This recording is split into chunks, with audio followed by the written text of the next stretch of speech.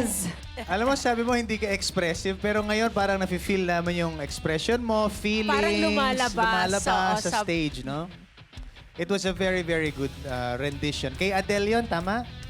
Yeah, very good rendition. Napaka heartfelt nung pagkanta mo. Yung kantang yan, pang ano na yan eh, pang mature yan eh, pero naibigay mo sa amin kung ano yung dapat i-deliver. And the winner of this clash is Rachel!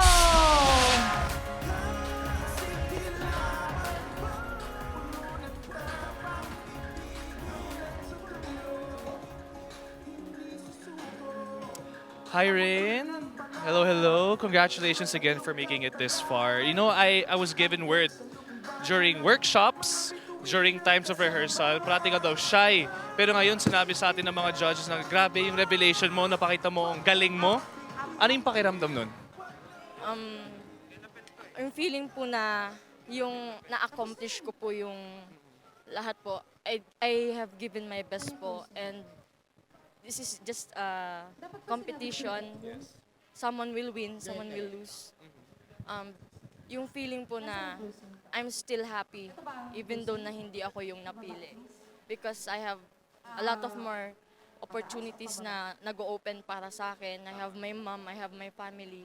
They always support me. They always encourage me to do everything and to do my best, especially for myself and para po sa akin, yung ginagawa ko para sa kanila.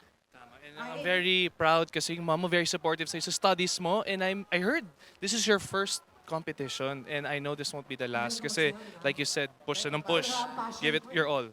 So again, congratulations and hopefully we get to see you again next year. And kayo, Mami, ano ba yung mensahe nyo para kay Rain?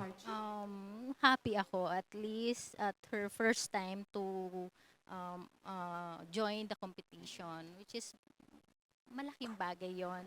Experience is the best also. So, continue lang. Kung ano yung maging importante sa kanya, sa akin, is yung study niya. Mag-continue yon, then yung talent niya is still there. So, keep going. Alright, thank you again, Mommy and Rain. Hope to see you again next year. Congratulations. See you. Hi everybody, thank you for checking out this video. For more updates and videos, just click here and subscribe for more kaganapan dito sa The Clash.